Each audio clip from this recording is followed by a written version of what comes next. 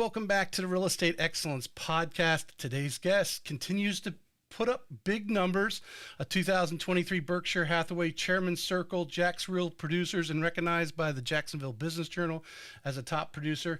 He's in his 7th year as a real estate agent, and I look forward to going deep here to uncover his secrets to success. Let's welcome from the Berkshire Hathaway Home Services Florida Network Realty, Zackery Williams. Thank you. Thank you very much for having me. Well, I'm glad you finally got here.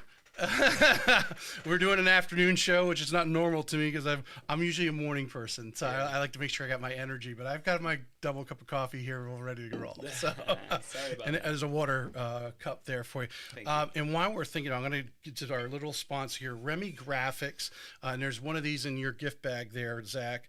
Remy Graphics makes these cuts for me. Got the Real Estate Excellence Podcast on the other side. And if you call Remy Graphics, you mention the podcast, 10% discount.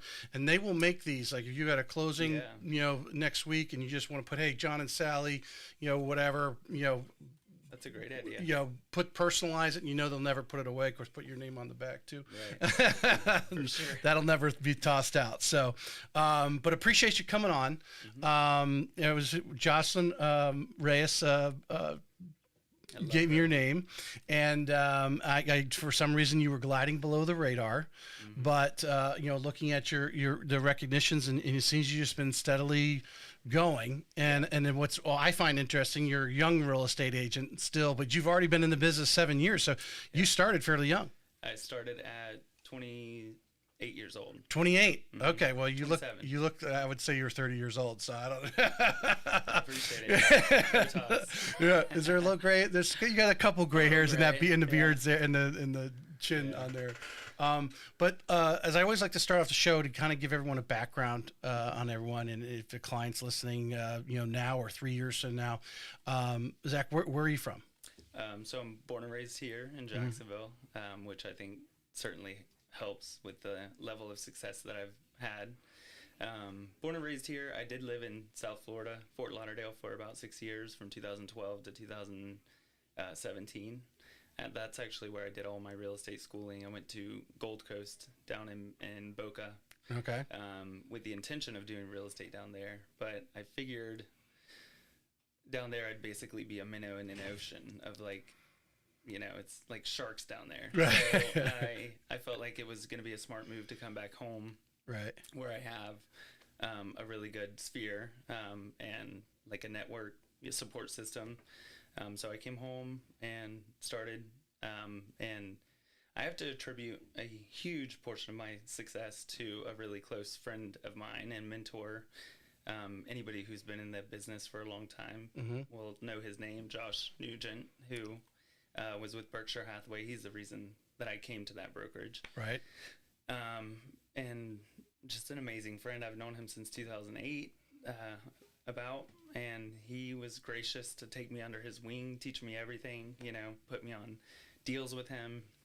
And we worked alongside each other for about 3 years until, unfortunately, he passed away in January of 2020. So since then, I've obviously, had to step up and be on my own. Right.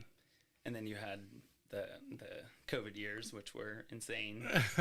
Well, so tell me, what were you said you started when you were 28. As a young Zachary, 18, 19, 20 years old, what did you envision yourself doing? Honestly, I always knew that I wanted to get into real estate. I just didn't want to start too young. I had my fun, down in South Florida. I was a little wild child. I wanted to get that out of my system and have a good time. I worked in the service industry, hospitality, which I think all that also really helps, in this industry. So it was always something that I was interested in. Was there someone in the family what was it about real estate, even at a young age, that you had a curiosity about? I don't know that I necessarily knew I wanted to be a realtor, but I've always been fascinated by architecture, design, interior design, landscape design, just everything to do with homes, has always been kind of fascinating to me. How is that? Because I find it interesting. That's why I always want to dig to what the pre-real estate years are about. Because a couple of things, there's a handful of agents that have the same type of curiosity or knack for design. My wife can walk in a room and go, yeah, we need to paint it this, and everybody walks in and goes, oh wow, that just has that thing about it. Have you been able to take that, and when you're consulting with, like, say, especially the listings and so forth, or even the buyers, and even say, hey, you know what you could do with this? How is that curiosity and just your natural, I don't know, is it just a knack or that you have for it? I think it's been very helpful because not everybody has that ability.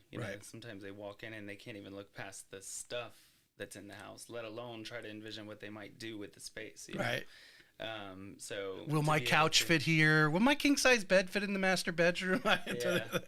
Yeah, they're big enough. I mean, obviously you need to know those things, but I think it's very helpful to be able to envision, because you can try to kind of help your client also see the potential in a space, or if it's a buyer or if it's a seller, suggest what they might be able to do with what they've got with all the the NAR, the settlement, all that kind of going down, and I think a lot of people in the market conditions too. I know we've been kind of blessed here in Florida to have such a demand, because of, I think, people's feelings, economics right now. Things are not as obviously as fast as they were in 2020, as you mentioned, and so forth. So the listings are lasting a little bit longer, but the good listings, staged correctly, maybe go in and paint a room so it's not.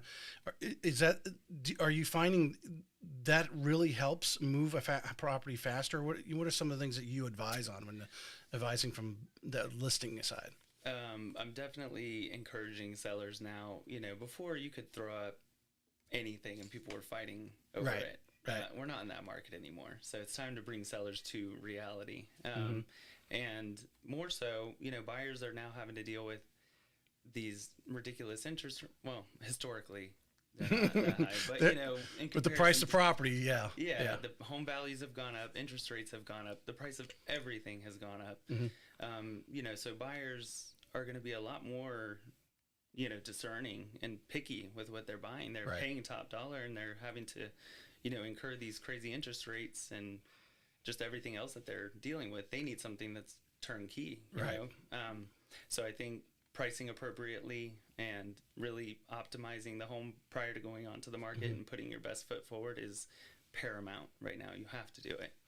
If you were advising, an agent, or an agent was mentoring with you right now, what's kind of the mindset that you go into that listing appointment?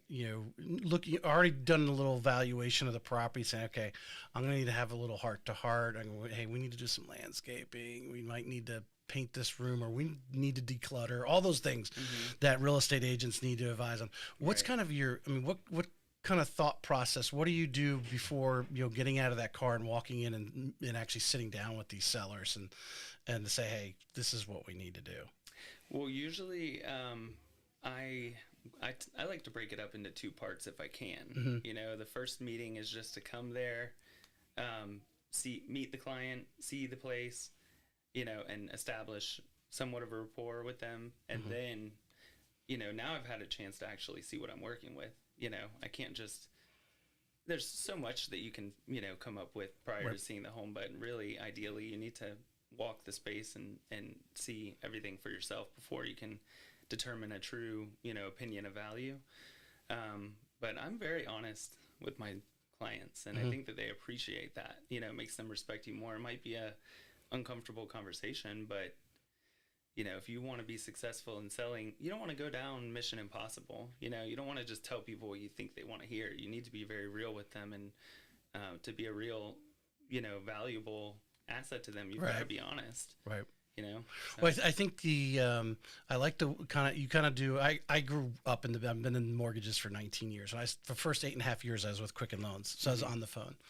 And it was always, as you got experience, you could do a one-call close. We were doing a lot of refinances. Boom, 30 minutes. You already got the app filled out because you're taking it most of the time on the phone, or they partially fill it out online. You're talking, and you're closing. Hey, this is what your interest rate's going to be. Boom, here's what your new payment's going to be. Boom, boom, boom, and you did a one-call close. Right. Your two-call what you're doing, 2 meetings basically, is interesting. And I think anyone listening right now to think about that, if they're not hitting the home run, is because maybe you're trying to think on your feet too quickly, Yeah. and to go back and reflect on what you saw, look at the other comps, so you can actually go back in and.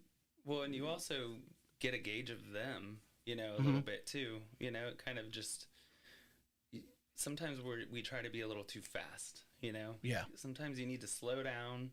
Obviously, if you're in a situation where it's a competitive listing and like they may be meeting with other people, you don't want to draw that out too long. You want to try to Right. secure that opportunity as quickly as you can. But if you have, if you're able to, I think it's best to go, take the time to meet with them, see the space, gather information, then go and really make an informed decision and provide them, with that. Well, I think your credibility goes up higher because Right. they think that the perception is you took some time to actually think about, which I have seen, I have heard.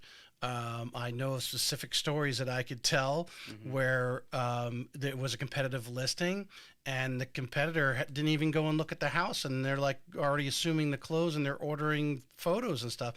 And it's a house that needed a little bit of cleaning up. Work, yeah, some decluttering and properly. Some people might be going off the old listing or something, but we don't know what it currently looks like if they've, so you've got to go and really see. Also, there's outsides, surrounding things that you've got to take into consideration, the homes around. So, yeah. We're going to take a little step back because we're going to just because we jumped into that because I always want to go down the rabbit hole when we have a subject on there, not to throw off the listeners too much that we're bouncing around. Yeah. But you mentioned you were in hospitality prior to what kind of jobs were you doing? I was bartending, serving. I worked in a gym. So all customer service, hospitality, and with that, I've always been. So I've never had a job where I have a salary or a fixed income. So Right. I think that too really helped, because I think for people that are trying to leave that to come into this industry, it's really scary for them. You know, you don't know when you're going to get your next paycheck, and that's normal for me. That's all I know. Well, I don't know what I was listening to. It was her name's Kim Perrell. She's on LinkedIn all the time. I suggest anyone follow her. She's an entrepreneur, and I was listening to her book on the way in. Her first book. I'm listening to it in reverse order, and she was talking about she had her 2 parents. Her mom had that secure job, right? But dad was always the entrepreneur, and she said there was times where things were great and things, and he was just this visionary and came up with these things. And she was telling the story about I think they were from Oregon, and it was really cold, and they didn't have the heat on. They were basically trying to survive by the fireplace. Oh God! And how she basically got to a point where she went down and she looked for her dad, found her dad in the garage working on something. And of course, he had 3 coats on, too, type of thing. But well, that's perfect though to have. I mean, a household with one that has steady pay and probably benefits, and then the other one, But her thing was that to have, mom wanted her to have that secure job. Go to college. You're gonna go to college and then get that secure job. Where dad's like, find the job that has unlimited income potential, right? Like real estate can have, and bartending can have to a point as many hours that you can stand behind the bar, right? Yeah. Of course, the hours of the day people drink are probably better just in the evenings, but that type of attitude, that type of thing that what your product that you're delivering personally is a good portion of thing. Now, many people, I think the NAR lawsuit has put it down to settlement has put it to thinking that real estate agents are like in a retail store or something, like someone goes buys a shirt, boom, that's what the shirt, and they maybe get a little commission on it, and it's a lot more than that. It's not a 30-second transaction. Yeah. I mean, now and again, you might get lucky and have somebody that comes directly to you for a specific property in that, but that is rare. Very rare. Yeah, you bless those days. I remember, again, working in the call center doing mortgages where someone calls up and said, hey, I need to get a pre-approval. I want to buy this property. Right. And the next day you got the contract. You're like, oh, God. There's no cake. But I think everyone underestimates. I mean, how many times at 8, 9 o'clock have you been on the phone having, Countless. consultation? Countless times. And I've had clients that I've worked with for several years, that we were looking, weren't having any success finding exactly what they were looking for, or maybe their circumstances changed, and it draws out over a 2-year period, and then you finally, yeah. The journal's in that bag there, but I was just a thought that I had, that every agent should have a journal and write down, just like a lawyer would. Took the call at 8 o'clock.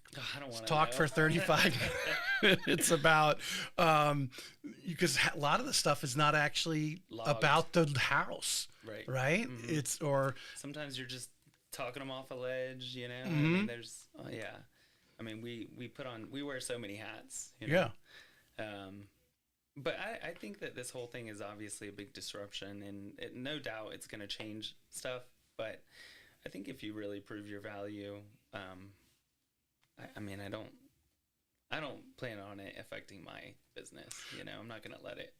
100%. And that's why I think my podcast is that much more valuable right now, because of this, because of bringing on top people like yourself and talking about, these are the things we do. And in the, in 20, I mean, all these agents were signing up. As soon as you stuck the sign in the yard, that you were selling it. Right. You didn't really have to, spend them. Now, every loan today has extra puzzle pieces to it, and the negotiations I'm hearing you guys go through and trying, the different considerations they have to go through, the buyers and the sellers, and then the if repairs need to be done, it's crazy. Yeah. Well, I think sellers are getting a little more, it's definitely easier for buyers to negotiate now. I mean, unless it's like a perfect property, obviously. There's certain instances where you've really got to be competitive, but, I think. You think it's more of a buyer's market right now? More of a normalized market, yeah. You mentioned the gentleman that passed away. I'm sorry, I forgot his name. Josh Nugent. Josh. So what you're working the bars, you're doing your different hospitality. I imagine you meet Josh somewhere. What attracts you, and what happens to bring you to Berkshire Hathaway? Well, no, we actually met. So a lot of my business that I do, sorry, I'm going to go ahead. Information. The Peninsula, it's a high-rise condo building on the south bank of the St. Johns River in San Marco. Okay. That's where I do majority of my business. I actually lived in that building for 3 years. Back when it was first constructed, I was renting before moving to South Florida. And I met Josh there in that building through a friend of mine, Nicole Dana, who was one of the site agents for the building. So we all, became friends, stayed really close, while I was here, and then stayed connected even while I lived in South Florida. Then when I moved back up, Josh is with Berkshire Hathaway. Nicole had moved on up to Amelia Island, started a whole new project up there. But, they both suggested going to Berkshire Hathaway. They offer, awesome training and support for new agents, like some of the best coaching, because we all know you get out of real estate school and you're like, well, now what? Yeah, exactly. I don't know anything. I know how many, feet are in a square mile or something like that. I don't even know.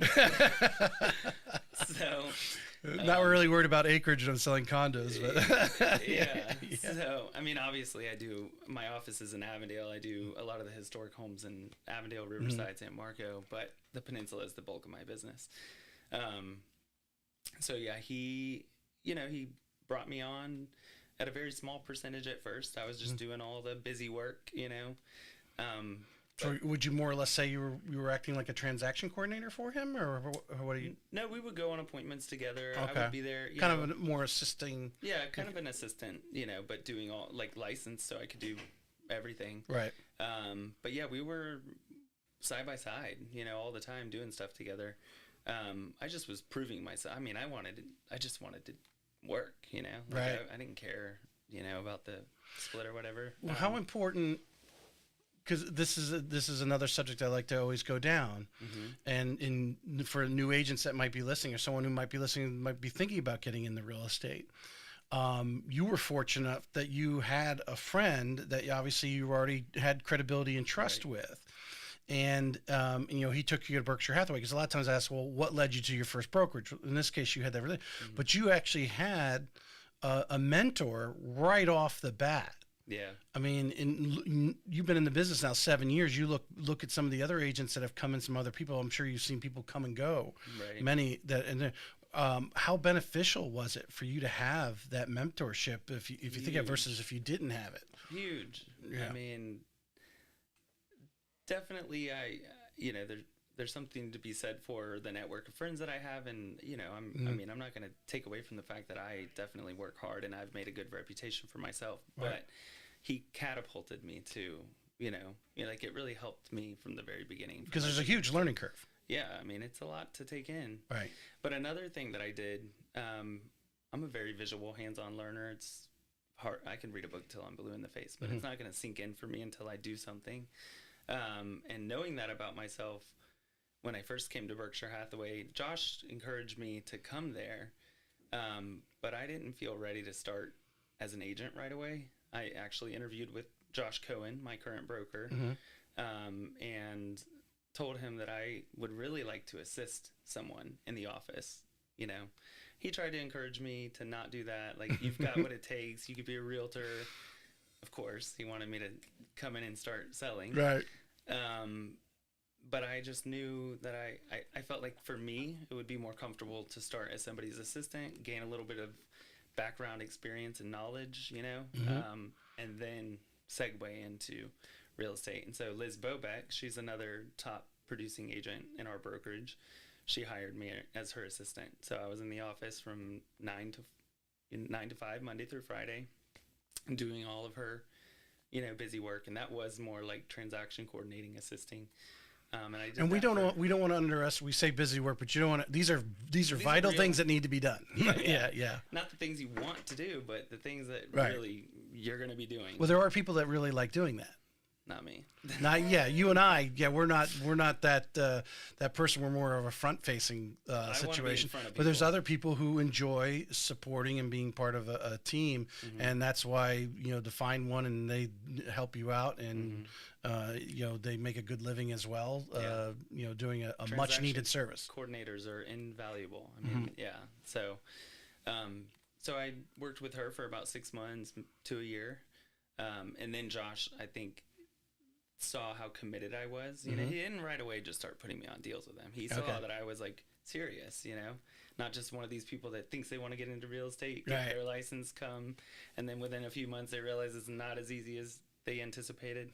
So I was committed. I moved up here from South Florida, like invested, everything into it. So this had to work. This was not something that I was just gonna try out. Knowing I think there's confidence is the word. And I think a lot of people get in the business and like I said, they don't know what they don't know, right? That's the bottom line. But the fact that you spent some time working behind the scenes, you started to get would you agree you started to get kind of a bigger picture of what's going on? What actually happens in a transaction from start to finish? Because as you know, you get out of that course, if someone handed you a contract, you'd be like, what do I do now? Or how do you even get your first client? Like, you don't know where to start. So it definitely kind of made me get a better grasp on the process and, kind of understand real estate a little bit more to be able to confidently go out there. I'm just going to turn this light on here. Not that I think we need it, but just there we go. Okay.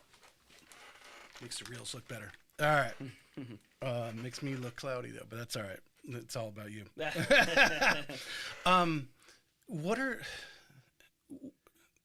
So you're about roughly anywhere 6 months to a year. Josh starts throwing you on there. What are some of the things maybe that he directly said, hey, you need to know this, or you just saw him doing that you're like, oh wow, I didn't know, some of the things that he did in his business to be successful that maybe you kind of molded into yourself? He was very direct with people, Is he from New York? No, but very direct. And I realized that people kind of respected that, he was to the point, direct, honest, Didn't try to wasn't meek or shy about what he needed to say. He just gave it to people straight. And I think that, I noticed that people took well to that. So. Was it how, because I think there is a way to be direct, and obviously obviously if you've got, you hang out with Shonda Caponero and so forth, and her success, and the others that we talked about, Melissa Ricks and that sort of thing, they have all the success behind them, right. that so they can go into a room and walk into a listing, they're nice ladies and everything like that, and then turn around and say, well, we need to declutter this. You need to get your stuff out of here, right? Yeah. But do it in a way because they already have this track record. Right. Was his confidence or directness accepted because more of that, or oh yeah. I think for sure he's, you wouldn't want to be some brand new agent just coming out here all arrogant. There's certainly a way to deliver the message. You want to be tactful. Right. But I just think that noticing how real and direct with the people he was, right. It right. kind of just made things a little more natural and not as intimidating for me. You just got to be real. You know? Well, when you, I want to dig on this to kind of define it a little bit, because I think one of the challenges agents have, even experienced agents that maybe have just been kind of just, jogging along, they sell enough to stay in the business, but they're very bashful, shy, afraid to kind of have that heart to heart with some of these clients, and some of these. I think some of this, not all, I think people might take it offense no matter who says it and how they say it. But there's others really appreciate. Thanks for saying I got pie on my face because I want, you know what I'm saying? Yeah. That's because that's what a good friend tells you. Right. Exactly. Yeah. I think it's very much like you just said, I mean, they see that honesty and appreciate that. And I think it makes them respect you. And, they know that you're going to be honest with them so they can. All right. Let's dig into Berkshire Hathaway. Cohen, you said, was your broker, right? Yeah, Josh Cohen. Yeah. It sounds like you were fortunate enough to, because I think I think a lot of agents are not as fortunate as you were. Things lined up. You had a mentor, and you had, a broker that, obviously wanted you to get into production right away, but found you the way you wanted to get in the business and felt comfortable getting into the business. How important looking at what you've been in this 7 years, looking at what other agents are doing at other brokerages. I see you mix with other agents that work for other brokerages. How important is it to find the brokerage that does the business that clicks with you? How you do business, because I think every broker in town does business a little differently. Right. And obviously you seem to just got lucky in the one you got to first, just everything clicked and got in your groove. But some of these people run their cogs in the wheel sometimes, where that broker's going right and they want to go left, and it doesn't work out. And sometimes they have to bounce around all these brokers to try to find it. Yeah. I will say I definitely love being a part of Berkshire Hathaway. I think it's a very reputable company. They're globally recognized. There's a lot of great brokerages in town. Yeah. Yeah. We're not the only ones. But I like that we're synonymous with luxury. So that's important to me. And I'm not one of these agents that wants to bounce around. I think that shows inconsistency, and I don't know how a client. Well, I don't think they want to bounce around. It was Caitlin from DJ and Lindsay said that they're bouncing around because they're looking for that brokerage that's going to mesh with them, where they feel part of the culture. Right. Which obviously you've been there 7 years, and you're doing well. Because I think it takes away from their business if they're really analyzing it. If they're not, it's like if you're working someplace you really don't like work. You may be really good at whatever you're doing. Maybe you're in IT, but if the culture and the management's not good, you're not going to be very as good as you could be. Right. I think for sure, culture and environment are very important. For you to have success. And the environment and the culture at Berkshire Hathaway is super. Everyone's so supportive of one another. We're like a family. Everybody wants to help. Everybody wants to see each other be successful. It's not like one of these, cutthroat, competitive type brokerages. You know, we all celebrate each other's success. We collaborate. You know, so I don't know anything different. Yes, you know, this yes. is all I know. That's true. That's true. I mean, but you do know other agents. I know. Yeah. Where do you is Josh Cohen really the I want to say trend setter or culture setter, whatever you want to, in the office? Is it our streaming office, from him? Yeah, absolutely. He certainly fosters a really awesome, energy in our office. So I'm with Avondale. We're actually San Marco and Avondale are together. He manages both of those. So the other offices, they may have different brokers and a different energy maybe in their office. Right. But we all come together and we do company-wide meetings, once a quarter, and all kinds of things, that the whole brokerage comes together for. Now, do you live in the same area? You live down in Avondale area? Is that where you? I actually live in Lakewood, so right in the San Jose area, San Jose and University. Okay. So San Marco's closer, but because of Josh. Well, I imagine you hang because Berkshire's got offices all. I can use any. Yeah, any offices, but you started off. What was the condo complex again? Say it. The Peninsula. Peninsula. Because you obviously felt comfortable with that. You lived in there and so forth.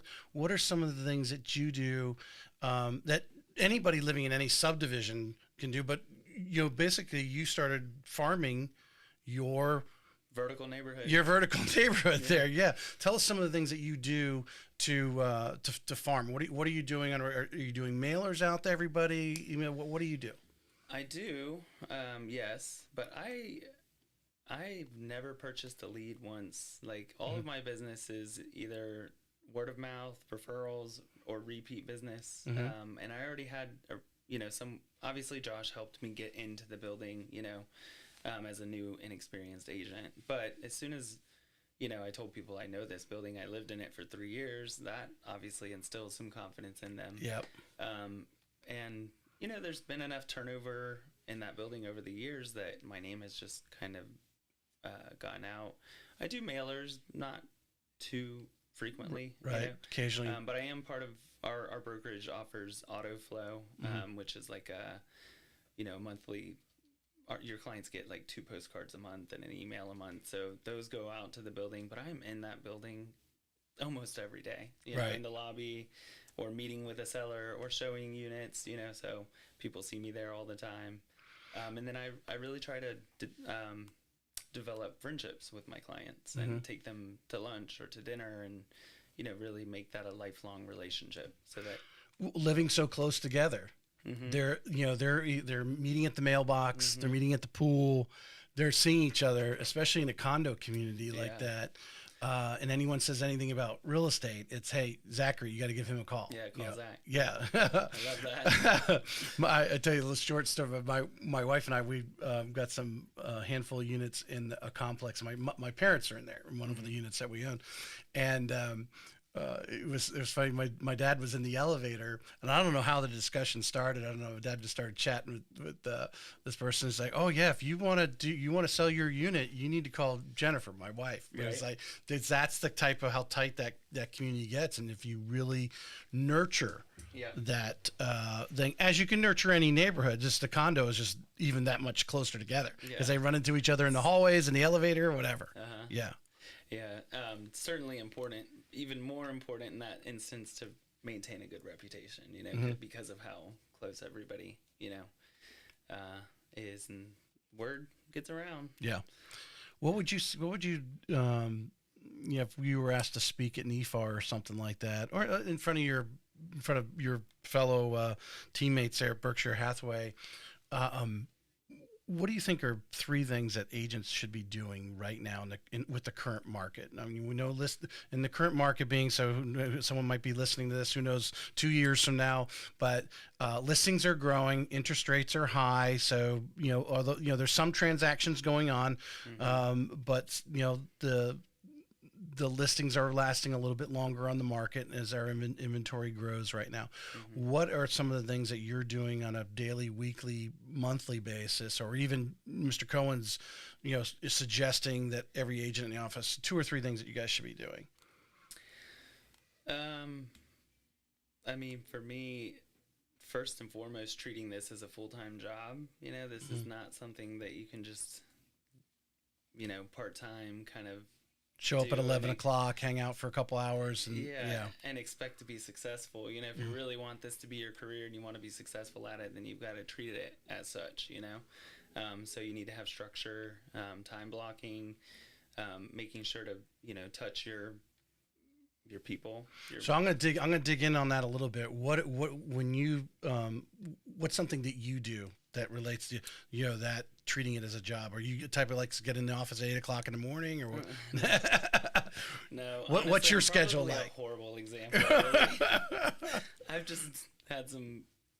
I mean, not luck. I've done well, but I've been successful, and I didn't necessarily have any kind of strict thing that I followed. I just took it and ran with it. But I have gone through ninja selling. Yep. I'm sure you've heard of it. That. That's a training, like a installation that our brokerage has offers a couple times a year.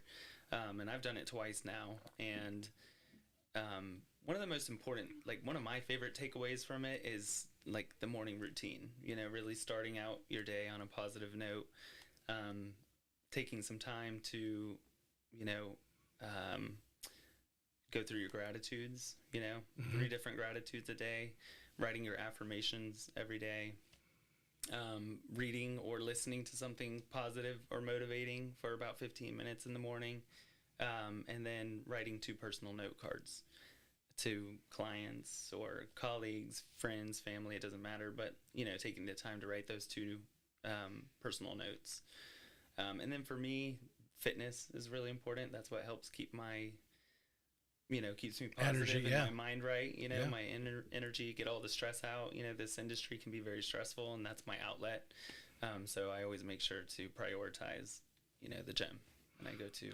Well, it's interesting. All the things you said was working on you. Mm-hmm.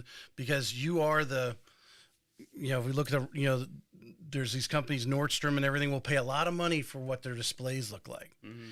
But in a lot of cases, you are the display. Oh, absolutely. We're a walking business card. Yes. I mean, you want to attract people to you. You want to make sure that you got to take care of you first in order to really benefit the people that you're taking care of. Because if you're not taking care of yourself first, then how can you take care of other people? So I think that prioritizing, your own well-being, health, mentally, emotionally, and physically, sets you up to be able to really go out and be successful for your clients. Give them the best version of yourself. Your energy that you put off, because you're in front of these people, they feel the energy. People want to, when you walk into a room, you can feel the energy coming from the different people. Yeah. And like you said, just whether or not you got a smile or a scowl on your face, people are, do I want to avoid this guy, or, you want to have that magnetic, you want to be a happy, positive, energetic person that people just want to be around. And I think that's, not to toot my own horn, but that's just how I am. And I think that's also another attributing factor too. All right. So number one, we're taking care of ourselves with a regular schedule. If it's working out, whether it's in the morning or you go at lunchtime, but it's just you're getting it in there. You're not letting the day go by that you're not doing some of these things. Writing the note cards, some of the little things that take 10, 15 minutes, because we definitely with social media or whatever can get distracted for hours. Right. Very easily, and then realize you're not doing these things on a regular schedule. Right. What else? I think another thing too, in light of everything going on right now, obviously we're all doing away with the NEFAR documents, and we have to now switch to NAR. I think it's really important to know that contract inside and out. And then with the whole NAR settlement, don't perpetuate the negative media about it. You know what I mean? They're getting clicks. That's all they're after, the clicks. I've had to have a couple conversations with clients about it, and majority of them are on our side. You know, they think that this was just some stupid money grab, which it is, you know, and that anybody who's worked with a good realtor, you know, they feel that their realtor was worth their weight in gold, and they would never even attempt to navigate a real estate transaction without somebody advocating for them. So I think if you can go out there and confidently, you know, show your worth to people, and this isn't going to affect anything. Yeah. Would you suggest, because I know there's a lot of people out there, agents wise, because this is natural statistics, that are still dwelling in the negative. Obviously, some people have already rolled out, right? They've already checked out because they just took the negative route. But you know, the fact that your office is very supportive, that you need to get around like-minded people like yourself so you can talk about it. So when you do get in front of that client that asks you about it, which sometimes clients just ask you about it because they're just going to see what you say. Well, and before I tend to like lose thoughts. So we actually talked about it this morning in our sales meeting. And if somebody asks you, or they say, so I've heard about this NAR settlement, rather than immediately going into your dialogue about it, which is probably going to come off a little defensive. Right. Oh, really? I'm glad you brought that up. What have you heard? Right. And open it up for them to then kind of tell you. Because they're going to tell you their mindset on it is what they're going to do. It's not that they heard some stuff and then they came up with their own opinion on it and spit it back at you. Yeah, so it's best to go ahead and deflect that and allow them an opportunity to tell you what they've heard, or at least how they've digested what they've heard, you know, and then they might come out and say, man, they're full of shit. This is a money grab. Most likely that's going to be the case. You know? So before you immediately, you know, get defensive. Right. I saw an actually email came out within the last hour, just before I was waiting for you to get here. It was talking about how the VA, you know, because the VA would not allow a buyer, a veteran buyer, to pay a commission, but they're, you know, they thought it was a great thing that they, I don't know, whatever, paused it or whatever, that restriction. Like, that's not a positive thing. No.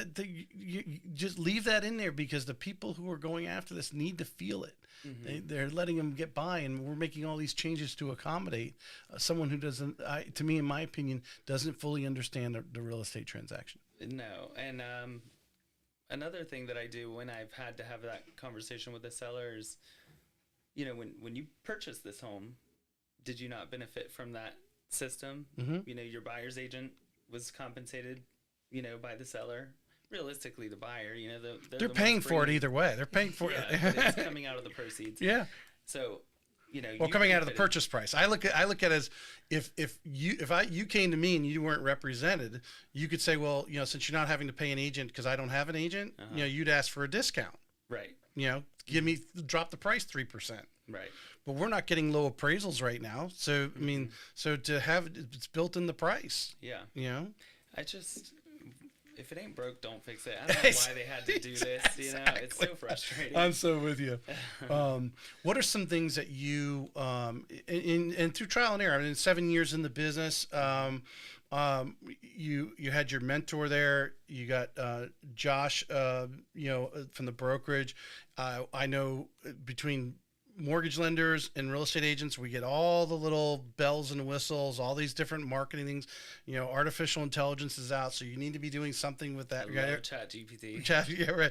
What are some things that you've done, whether it's physically? I imagine you do things at Peninsula at the condo unit, but that you do it almost as a routine. It's just part of, because I think the marketing part of real estate, a lot of it is the routines, whether you're showing up at a social or you have a customer appreciation at the Peninsula, or, you know, happy hour, and you go down and, you know, buy the first round or whatever. You know, what are some things that you've done in your career that you felt have gotten some return as far as would put under marketing?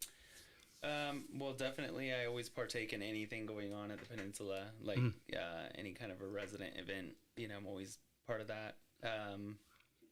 And at the holidays, you know, all my clients, I do a special gift for everybody at that time of year. And then obviously the auto flow is something that they're getting consistently. Right.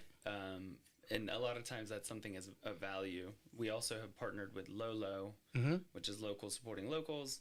So monthly, my clients are getting something for their general area. So if like somebody lives in San Marco, free ice cream at Dreamette, Right. San Marco, Right. compliments of me.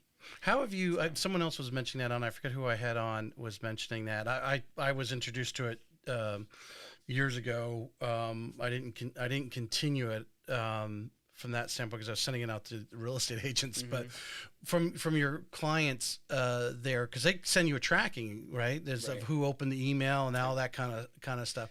Do you see a little bit, or give that a good reason to give them a call sometimes? Say, hey, did you try that ice cream shop I sent you, or how do you? So I've actually had people reach out to me and say, hey, we got this. Thank you so much. I probably could be better at strategically using that as an opportunity to reach out, to people. But no, I mean, and honestly, people rarely use them really, but it's still a touch, It's more about staying top of mind. Whether they, actually go and redeem that gift or not, it's not important. Right. It's more the fact that they're consistently seeing your name and getting something from you, So, you should still, I agree with you 100%. I still send my personal notes. I still make phone calls on, if somebody pops, like, I love that line, you came into my mind, that's like an easy segue into, just a reason to call.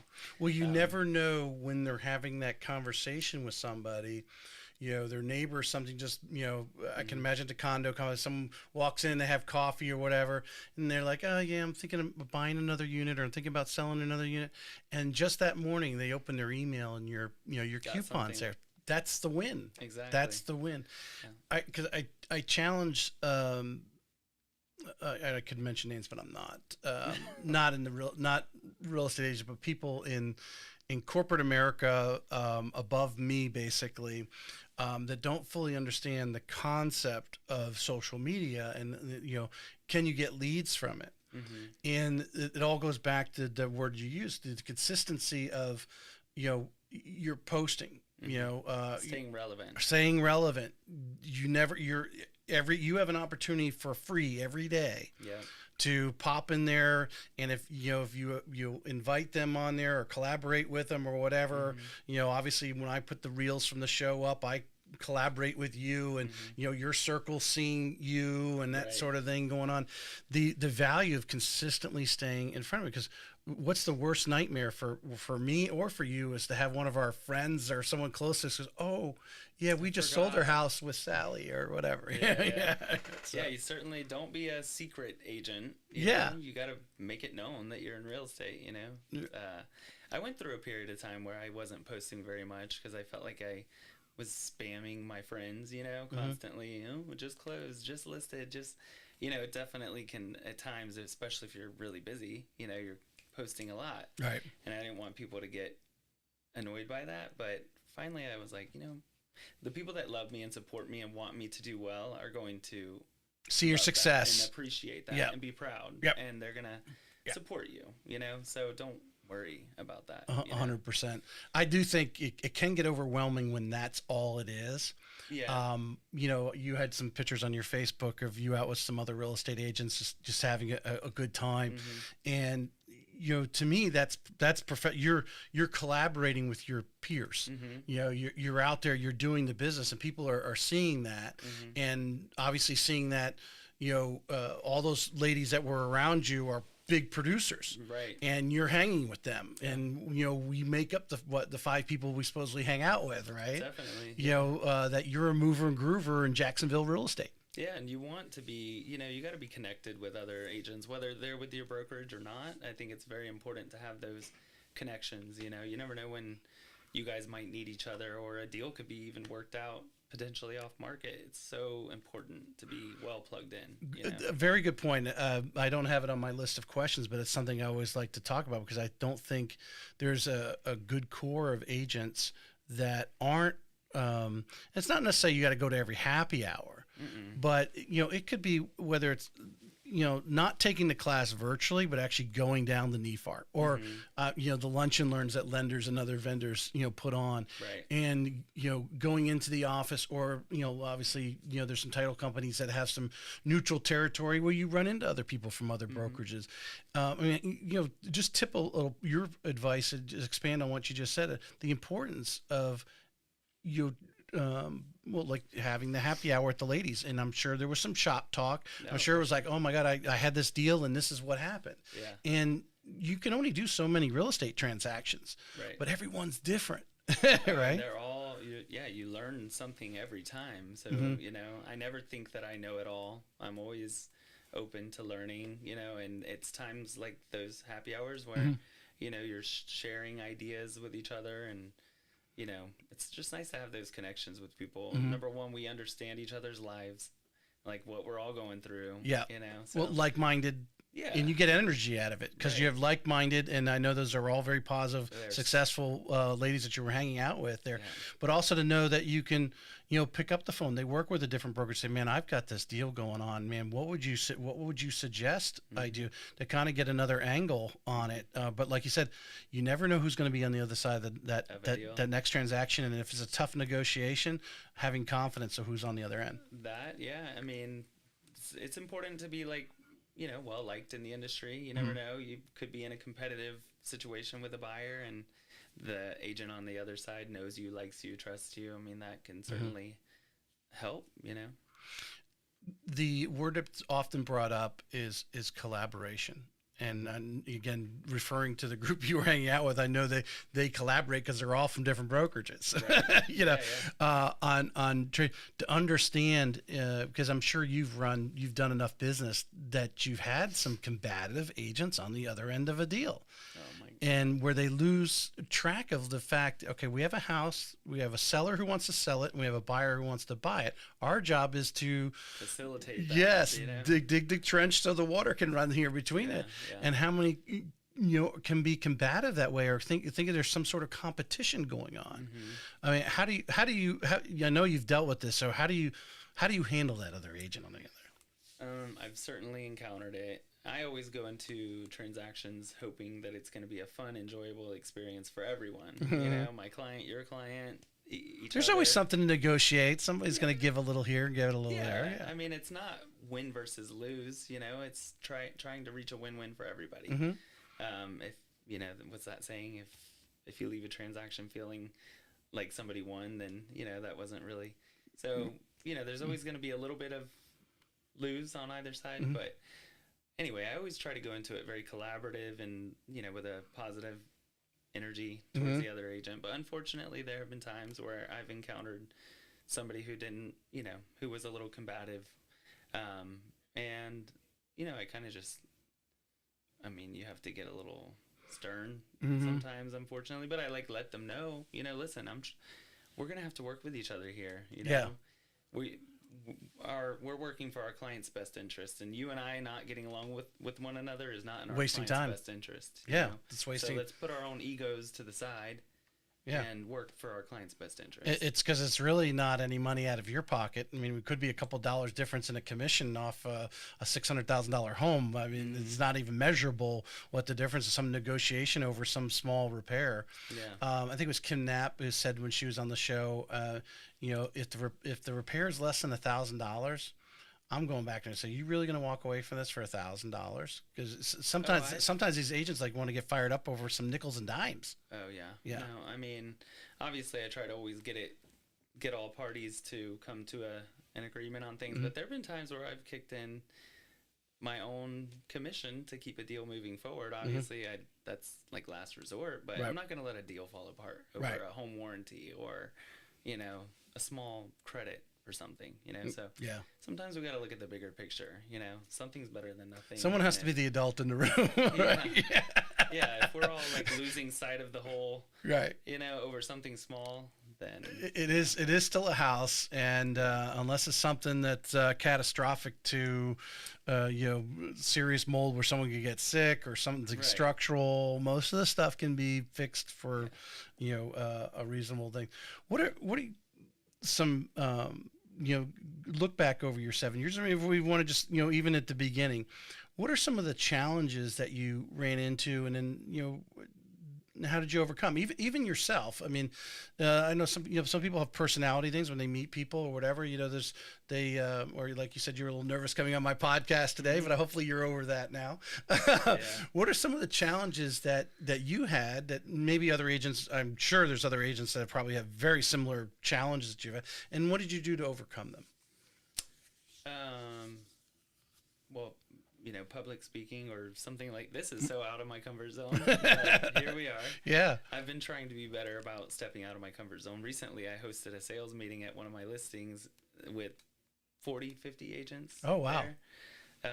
And got up and spoke in front of all of them. I had to talk about my listing in front of all of these people, and I'm fine in front of like a small group, but being in front of a large group, definitely, like, your heart starts racing, right, lose train of thought. So. Yeah. But I did that, so I'm trying to kind of step out of the comfort zone. So I've did that. Now I'm on this podcast with you. But I'd say, I guess maybe starting out, I was very nervous, I mean, I had been in hospitality and customer service for a long time. So speaking to people one-on-one or a couple or anything like that, was no problem because you did that all the time. Yeah. So that was always fine. But anytime I had to like speak in front of the whole office, because every Tuesday we'll do our sales meeting and we'll discuss buyer needs or upcoming listings that we might have. So that was always a little nervous for me. So, just getting over my fear of public speaking or. Did you feel, because the path you took, that confidence was part, not being I think it's the unknown, right? We don't know what's out there, so we're scared. Right. There's that dark area over there. What's over there? What's gray? I can't see through it. That was well, I think it's a challenge for everyone in all parts of their life, no matter what it is. If we can't see in there, we're always a little, tentative, going in the door the first time. You've never seen these people before. You don't even know what they look like. And is this the couple that actually owns the home when you open the door, right? Yeah. There's actually a little fear there, Oh yeah. Starting out, going on appointments and like meeting with people was always very nerve wracking at first, but now I've just kind of, I go in, I'm myself. I'm not like, I think that it comes obviously with experience, I mean, getting a little experience under your belt is going to give you the confidence to be able to go into these situations and not be nervous. But yeah, I was starting out, I was very nervous. Yeah. It took some time, Well, I would imagine, I want to circle back because I want to make this point to the listeners.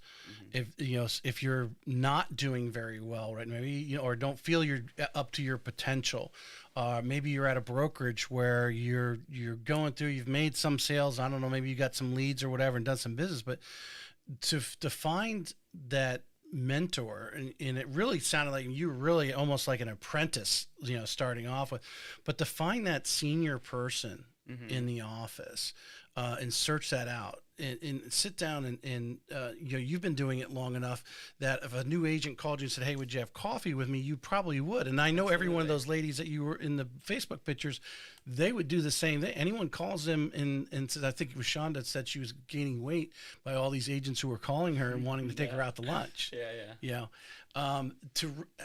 Don't be afraid to reach out and try to find that person, and they might not even be with your brokerage. Yeah, I think it's very important to be in a brokerage that you feel is offering the training and support and that has that culture and that energy that makes you, feel excited and supported, wherever that might be. But finding that relation, that one-on-one person because I think everyone likes to have a confidant, a confidant, so that they can call and say, God damn, this is just, Yeah, we all need we all need that. Yeah, and that other person listens and it goes out the other ear and then we move on. Or some people don't like to expose that, hey, I'm really nervous going up to the house the first time. A lot of people don't want to tell other people their weaknesses, but if they have that friend or mentor that they know has their back or is going to then turn it into an encouragement thing, it really can help you out. Yeah, I think definitely try, if you've got a friend, I always tell people, find somebody that needs an assistant.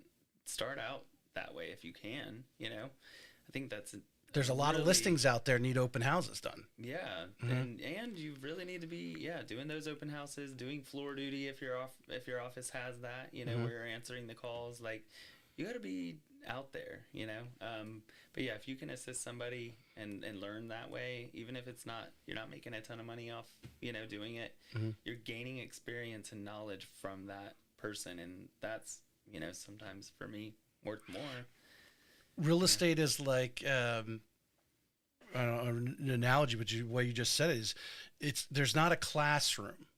But even you think about the college degrees today, and like someone goes and takes engineering, takes 4 or 5 years to get their engineering degree, or their law degree, let alone they spend 6 or 7 years in an institution. They've learned all these books, but they've had to go and actually sit and hopefully they had some internships in there, especially the lawyers. They all do their summer interns where they're actually in a law office doing lawyer type work. They may not be in the courtroom, but they had to do all this other stuff to get it. Where real estate is the same way. You have to go in there, and the only way you're going to learn is by doing. And the only way you're going to do it quickly enough, is by meeting up with someone like this. It's going to take you on some of those appointments. I'm sure he took you on early. Yeah, I have somebody who I'm a little mentee friend of mine that's newer in the business that I'm unfortunately, things have been a little slower for me on the buyer side. I've got listings, but I haven't had, buyers. But my hope is to get to a point where,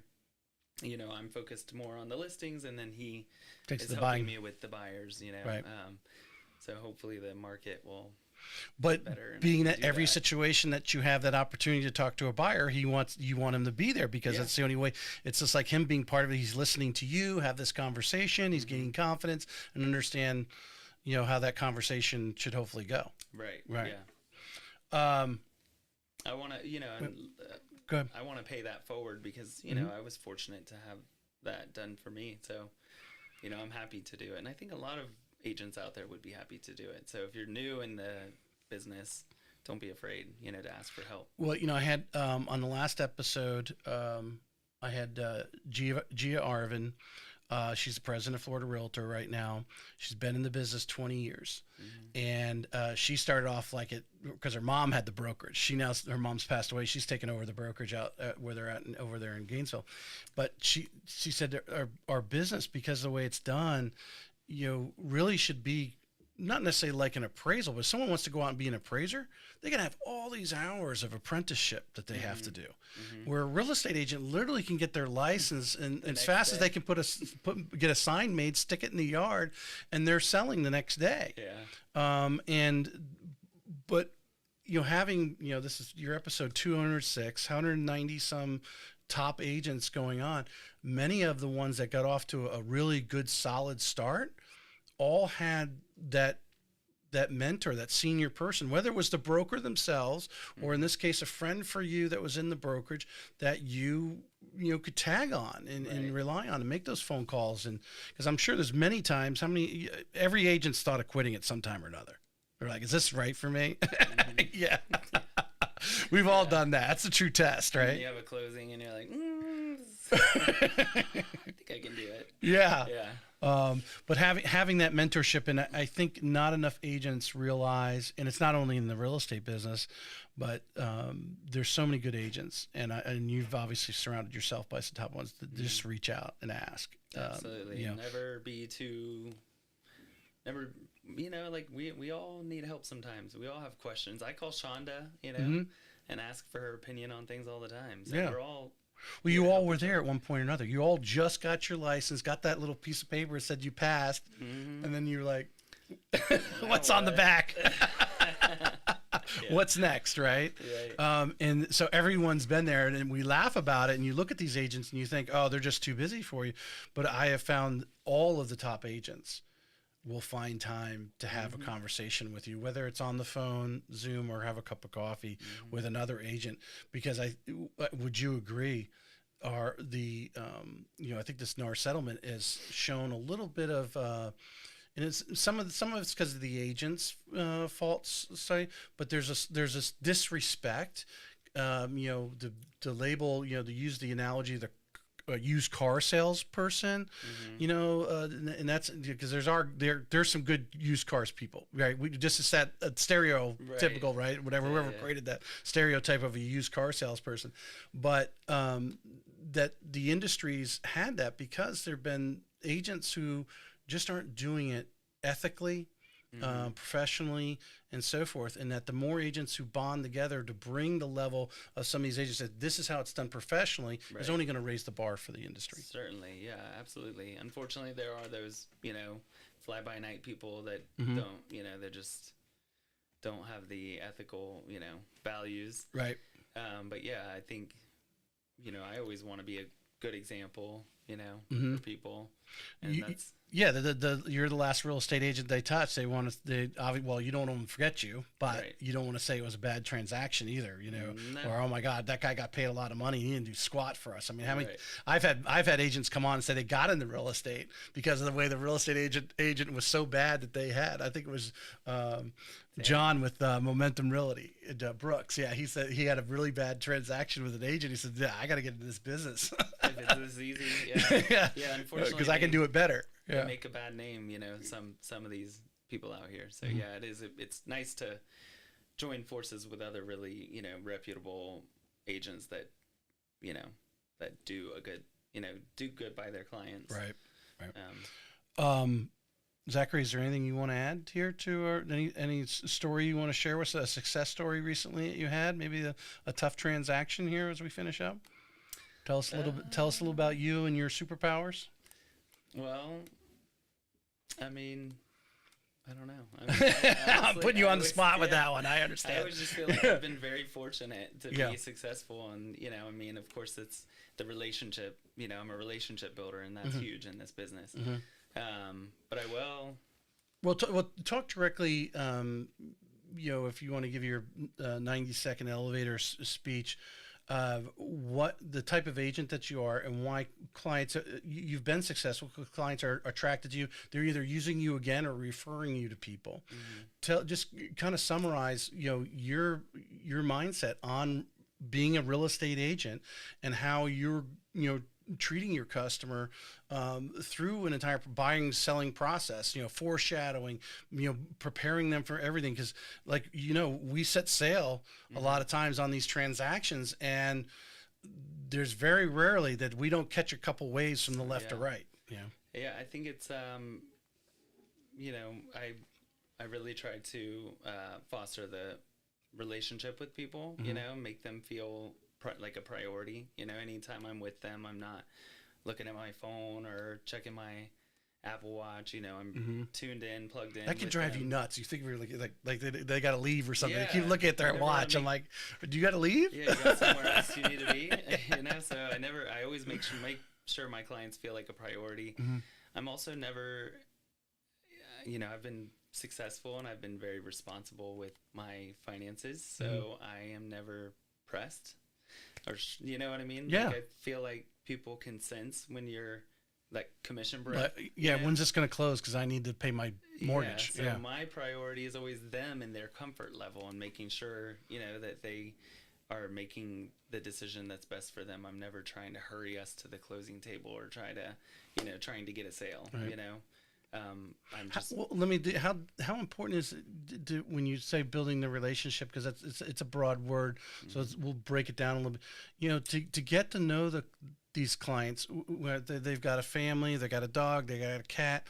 I mean, these are important things because you're putting them in a home, and that's where everyone's going to go. Yeah. How important is it to kind of dig a little bit in a casual, polite way as you're building these relationships, to get to know some of those little things that may not actually affect the transaction in the grand scheme of things, but it's important that you actually spend some time to know these things. People love when they can tell that you care, that you pay attention, that you pick up on the things that they're saying or the things that are important to them, and that's easy to pick up on if you're really paying attention, to them. I don't go into a home and try to sell the home to them. I go in and I watch them, observe the things that excite them about the house, the things, that they love, because then I can kind of keep that in the back of my mind. And when I feel like we've found the one that, you can tell that they've been the most excited about, you can touch on all these things. And, you know, I just feel like they know that you've been paying attention, that you care. Because you're paying attention. And then the reason you're in that house is because you paid attention to the previous conversation of all the things they want, needed, and had, and then looking at what was available, you're like, let's go see this house because I think based on what you've told me and all the things you want, this house may be a close fit for you. Right. Versus rushing it, not paying attention, and just showing them house because they said they wanted to live in Nocatee when really they found out they really don't want to live in Nocatee, for example, or downtown, or whatever. Because I think a lot, I've had many over the years, I don't want to live in a CDD. Well, then they went around and looked at the communities in St. Johns County and realized, if you want to live in the community that has all the amenities, that the reason why you want to live there is because they're CDDs. Right. So you've got to listen and not necessarily close things out, but understand because you're taking the time. Yeah, and sometimes read between the lines, and now more important than ever, you have to have these buyer consults. You can't just. Before we could, somebody'd call, they want to see a house, you'd hop in the car and go show it to them, and then hope that, a conversation would lead from there. Then we would start working together. But now we're moving towards having to have buyer representation agreements. They're going to be, I think they may become mandatory. And especially if you care about making sure that you're going to get compensated, you're going to want to make sure that you have that. So but it's going to make you a better agent, is what taking the time to sit down with a client and have a buyer consult with them, explaining the process of buying a home, especially if it's their first time, and then kind of establishing some ground rules and going over the compensation and making sure that they understand, that obviously we're going to first seek that compensation from the seller, but there may be an instance where you're interested in a home that's not offering compensation. Do you like having these conversations face to face, or always? Or you just go with the flow, or you actually encourage a face to face? Sometimes obviously you can't have one. Maybe they're out of town, or that type of thing. But every circumstance is different. But if I can get face to face with somebody, I'd much prefer that. Sometimes it's a phone call, sometimes it's virtual. But yeah, I like to be face to face. Yeah. Because I think when it comes to building a relationship, even a Zoom call would be the second thing. Because obviously, with social media, we've learned that people don't differentiate from looking at a screen versus, like us face to face here. And if you can't meet face to face, which is the ideal situation, because you're seeing the body language, the facial expressions, are they making eye contact with you and listening, or they're like, I don't like this guy, I can't wait to release. You're getting that face to face. The Zoom call, you're getting a little bit of that as well, and then building, because they're seeing you and seeing how you present yourself and so forth. How vital that is in the relationship building process. Yeah. And then dress for success. I think that's important. I don't know. Just you don't have to. You're dressed very well. You got a nice jacket. It's fitted. The shirt I can see is fitted to you. You don't have to wear a 3-piece suit. Not always. This is for Florida. I think people you think.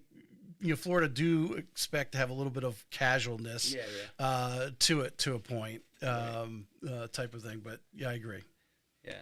I think that the way that you put yourself out, definitely, will give people confidence in you, dress for success. I think there was a study, we learned about this in Ninja recently. They had like 3 groups. There was a group of people that were dressed like in suits, a group of people that were dressed business casual, and then a group of people that were just dressed casually. And they all had to negotiate contracts. I don't know exactly what type. Right. And they all did fairly well. But the group that did the best were the ones in suits. Second best, business casual, and then third best was the casual. And this was all done over the phone. Interesting. So that just goes to show that it's not even necessarily, it's more about, you feeling confident, because you're. Oh, I've heard that from because obviously I started in a call center, and we used to wear shirt and tie, and it got casual as the years went on. We still wore slacks and everything, right? Even though today they may even I think if I was doing it today from a call center, I may actually, in knowing and listening to you guys, the agents, I would probably, do a Zoom type call with them, because I think that is where the connection is made. When they see you, they see you're a real person. Because I often felt in the call center, I mean, we used to get some, I mean, you would laugh when you saw us. It wasn't regularly, but it would be a joke. We'd send around the pictures of some of these appraisals of the houses these people thought we were going to finance. I mean, some crazy stuff out in the middle of Arizona, was this little dome that was someone used 30 years ago.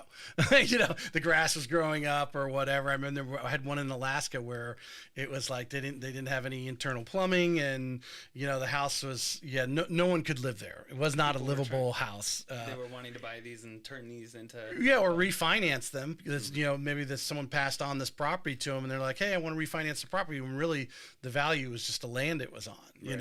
But I don't know if they thought because we were an online lender they could get away with that. We wouldn't actually send an appraiser out who would take pictures and send back to us, and we would look at but that would be the thing. But we often talked about I remember when I first started, we definitely wore shirts and ties and dress shoes and so forth, going in off, even though we were a call center, and the only other people was our coworkers that were seeing us. The clients never saw us. We never were at a closing. That wasn't part of the deal. I just think it's important. I mean, it is,